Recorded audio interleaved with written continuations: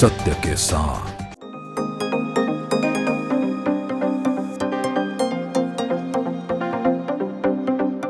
नमस्कार, news virus network में आपका स्वागत है। मैं हूं सरवर कमाल। खास मुलाकात में आज जिस हस्ती से आपकी मुलाकात करवाने वाले हैं और बात करवाने वाले हैं, वो कोई और नहीं बल्कि देहरादून के नगर आयुक्त मनुज गोयल जी हैं, जो कि मुख्यमंत्री धामी के विजन को बहुत स्मार्ट तरीके से आगे बढ़ा रहे हैं। साथ ही वो एक एक्शन मोड में हैं। उनसे कोई भी काम शहर के विकास से जुड़ा ऐसा अछूता नहीं रहता है जो कि पूरा ना हो। आपका स्वागत है सर। जी धन्यवाद प्रोग्राम में इनवाइट करने के लिए। क्या प्रायोरिटीज हैं अब आगे? आपको ज्वाइन करे हुए लगभग 7 महीने हो गए हैं, तो किस तरह से अब विकास को किस तरह से आगे ले जा रहे हैं अब आप? देखिए, म्युनिसिपल कॉरपोरेशन का जो मुख्य काम है, जो core work Dehradun municipal corporation का है, वो वेस्ट मैनेजमेंट का है। कुछ डेवलपमेंटल कार्य भी कॉरपोरेशन के द्वारा किए जाते हैं। दैन प्रॉपर्टी टैक्स का एक बड़ा काम है जो हम लोग करते हैं, और स्ट्रीट लाइट्स वगैरह मेंटेनेंस का। जो कोर वर्क हमारा सॉलिड वेस्ट मैनेजमेंट से रिलेटेड है, उसमें काफ़ी स्टेप्स हम लोगों ने लिए हैं। और हमारा फ्यूचर प्लान ये है कि जिस प्रकार से इंदौर नंबर 1 शहर कहा जाता है जी, तो वहाँ की जो व्यवस्थाएं हैं, वहाँ का जो सेटअप है, जिसकी वजह से वो नंबर 1 है, वहाँ की जो कार्यशैली है, उसको हम लोग अडॉप्ट करें। धीरे धीरे हम उस ओर बढ़ें, और काफ़ी तेज़ी से हम उस ओर बढ़ रहे हैं। हम लोगों ने अपना जो वेस्ट मैनेजमेंट का फ्लीट है, जो इक्विपमेंट मशीनरी है, उसको काफ़ी अपग्रेड कर लिया है। जो माननीय प्रधानमंत्री जी का भी एक विजन है कि वेस्ट टू वेल्थ, तो कूड़े को भी जो है एक तरीके से वेल्थ में कन्वर्ट किया जाए। तो उसमें चाहे बायो सीएनजी प्लांट हो, चाहे एमआरएफ सेटअप करने की प्रक्रिया हो, इन सब चीज़ों पे हम लोग लगातार काम कर रहे हैं। और मुझे उम्मीद है कि जल्द ही हमको इनमें से कई सारे लक्ष्यों में कामयाबी प्राप्त होगी। जी, एक चैलेंज था जो इस पे आपने काम भी किया है पहले, पॉलीथीन का। वो काफ़ी अच्छा आपने काम किया, वो रोक भी लगी उस पे और लोगों ने उससे परहेज़ भी किया। लेकिन वो फिर दोबारा देखने में आ रहा है। अब आगे क्या प्लान है कि इस पे पूरी तरह से रोक लग सके? देखिए, जो सिंगल यूज़ प्लास्टिक का बैन है, और जो पॉलीथीन से जो अपनी समस्याएं जो क्रिएट होती हैं जी थोड़े, तो कई सारे हम लोगों ने इसमें अवेयरनेस एक्टिविटीज़ भी करी हैं, और चलानी कार्रवाई भी जहाँ पे आवश्यकता होती है वो हम लोग करते हैं। और इसके कुछ नतीजे हमको देखने को भी मिलते हैं। परंतु यस, बिहेवियरल चेंज का एक ये इशू है बहुत बड़ा, और हमारा यही प्रयास है कि सबसे पहले हम अपने से शुरू करें। तो हमारा कोशिश यही रहता है कि नगर निगम में जो अधिकारी हैं या जो हम लोग हैं, वो एक एग्जाम्पल सेट करें। हम लोग अपने वेट वेस्ट को खुद ही कंपोस्टिंग करें, या जो पॉलीथीन है उसका उपयोग ना करें। तो उसके साथ ही जो बाकी अवेयरनेस की एक्टिविटी है, चालान करने की, वो हम लगातार कर रहे हैं। जी, मुख्यमंत्री आवास योजना है, प्रधानमंत्री आवास योजनाएं हैं। जो आवास से जुड़ी योजनाएं हैं, उसको आगे क्या योजनाएं इसमें अमल में लाई जा रही हैं? क्योंकि अभी बहुत सारे ऐसे लोग हैं जिनको आवास नहीं मिला, लेकिन वो चाहते हैं अलॉट हो जाए उनको। जहाँ तक आवासों की बात है, तो मैं आपको बताना चाहूँगा कि बेनिफिशियरी लेड एक कंस्ट्रक्शन, एक माननीय प्रधानमंत्री आवास योजना जो है, उसमें जो उसका एक घटक है, वो नगर निगम के द्वारा किया जाता है।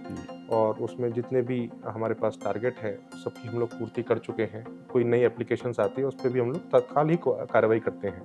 इसी मध्य हमारे पास एक पुरानी योजना, जिसमें कुछ लोगों को शिफ्ट किया जाना था, परंतु वो शिफ्ट करने वाले लोगों की कार्रवाई नहीं हो सकी किसी वजह से, तो हमने उसको रिसेंटली फिर रेंटल हाउसिंग स्कीम में कन्वर्ट करके, अफोर्डेबल रेंटल हाउसिंग स्कीम में उसको कन्वर्ट किया।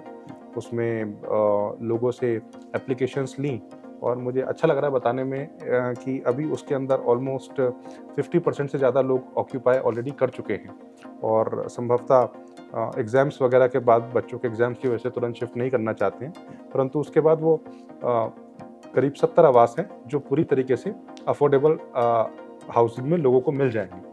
इसके अलावा हम लोग स्लम रीडेवलपमेंट में भी काम कर रहे हैं। हमने मल्टीपल साइट्स आइडेंटिफाई करी हैं जहाँ पे स्लम्स को रीडेवलप करके उनको जो भौतिक सुविधाएं हैं, चाहे बिजली की, पानी की, या अन्य सुविधाएं जो एक घर के साथ, आवास के साथ जुड़ी होनी चाहिए, वो सब सुविधाएं वहाँ पे उपलब्ध हों, और एक प्लान तरीके से घर बना हुआ हो। इसकी हम लोगों ने कुछ प्रोजेक्ट्स तैयार करके शासन भेजे हैं, जिसमें से हमें आशा है कि एक हमारा बहुत पुराना 15 साल लगभग पुराना एक योजना जो कि कहीं बीच में अटका हुआ था, वो जल्द ही चालू हो जाएगा। 150 नए आवास हमको उसमें मिलेंगे और उसके अलावा करीब 4 से 5 हज़ार आवास और नए क्रिएट करने का, जिसमें बस्तियों का हम लोग रीडेवलपमेंट कर पाएंगे। वो प्रस्ताव हमने शासन को भेजा है और इस वर्ष बजट में शासन ने 25 करोड़ की घोषणा भी करी है स्लम रीडेवलपमेंट में प्रदेश में। तो मुझे लगता है ये एक अच्छी दिशा मिली है इस प्रोजेक्ट को और जल्द ही ये आवासों का निर्माण भी शुरू हो सकेगा। जी, एक और समस्या है यहाँ की, वो है ड्रेनेज सिस्टम की। उसके लिए आप कैसे काम कर रहे हैं? आप एक युवा अधिकारी हैं, किस तरह से आप इसको परमानेंटली हल कर पाने के बारे में सोच रहे हैं? जो ड्रेनेज सिस्टम है यहाँ का, जगह जगह बरसात में पानी भर जाता है। जी, जैसे आप जानते हैं, देहरादून एक पुराना शहर है और कनाल जो उसकी थी उसके लिए काफ़ी फेमस था जी। और समय के साथ जो है वो कनाल्स वगैरह पे रोड बनी, कनाल्स बंद हो गई, तो कुछ एक जो पुराना ड्रेनेज देहरादून का था वो प्रभावित हुआ और हमने नई सड़कें बनाई और नए पूरा ड्रेनेज सेटअप किया। देहरादून में काफ़ी ओवरलैपिंग ऑफ वर्क्स होने के कारण काफ़ी सारी ड्रेन सिंचाई के द्वारा बनाई जाती हैं, काफ़ी सारी ड्रेन पीडब्ल्यूडी विभाग के द्वारा बनाई जाती हैं। तो अभी हमारा प्रयास यही है कि एक सारे डिपार्टमेंट के साथ समन्वय स्थापित करके ड्रेन्स का जो भी, जहाँ पर भी अगर कहीं पे डैमेजेस हैं उनको रिपेयर किया जाए और जहाँ पर भी ब्लॉकेजेस हैं उनको खोला जाए।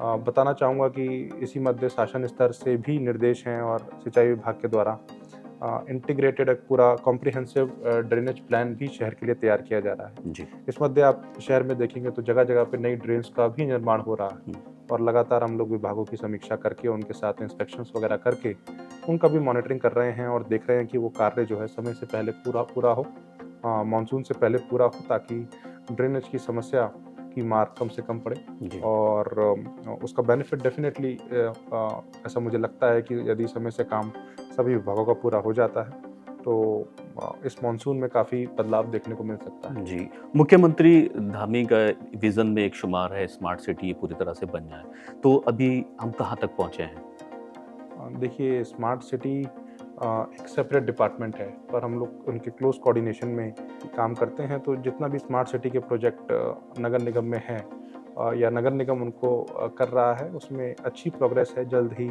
हम लोगों को स्मार्ट सिटी के अंतर्गत ई गवर्नेंस के काफ़ी सारे सॉल्यूशंस भी मिलेंगे और इसके अतिरिक्त जो इक्विपमेंट्स वगैरह हैं वो काफ़ी सारे आप लोग देख भी रहे हैं और आगे भी देखेंगे। जब वो इक्विपमेंट्स सड़कों पे दौड़ेंगे, वो व्हीकल सड़कों पे दौड़ेंगे तो डेफिनेटली कहीं ना कहीं इन सब व्यवस्थाओं में सुधार होगा। जी, आप एक युवा अधिकारी हैं, तो जो युवा का एक जो विजन होता है और जो पेडागॉजी होती है काम करने की, वो नई अंदाज की होती है, वो इनोवेटिव होती है। आपकी क्या पेडागॉजी है? देखिए, मेरा सिर्फ ये फोकस रहता है कि जो भी टास्क है हमारा, जो ऑब्जेक्टिव है, अल्टीमेट ऑब्जेक्टिव, उसको बेहतर तरीके से कैसे कर सकते हैं।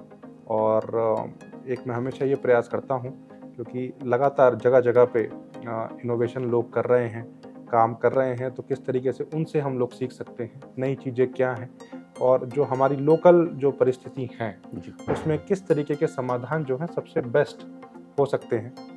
कई सारी ऐसी चीज़ों पे हम लोग विचार कर रहे हैं और मेरे को पूरी आशा है कि जल्द ही उसमें से कुछ इस प्रकार के नए समाधान और निकल के आएंगे। न्यूज़ वायरस नेटवर्क से बात करने के लिए आपका बहुत बहुत शुक्रिया। जी, धन्यवाद। तो ये थे हमारे साथ युवा अधिकारी नगर आयुक्त मनोज गोयल। ऐसे ही हम कमर्ट अधिकारी, काबिल अधिकारियों से आपकी बात कराना जारी रखेंगे, मुलाकात कराना जारी रखेंगे। देखते रहिए न्यूज़ वायरस नेटवर्क।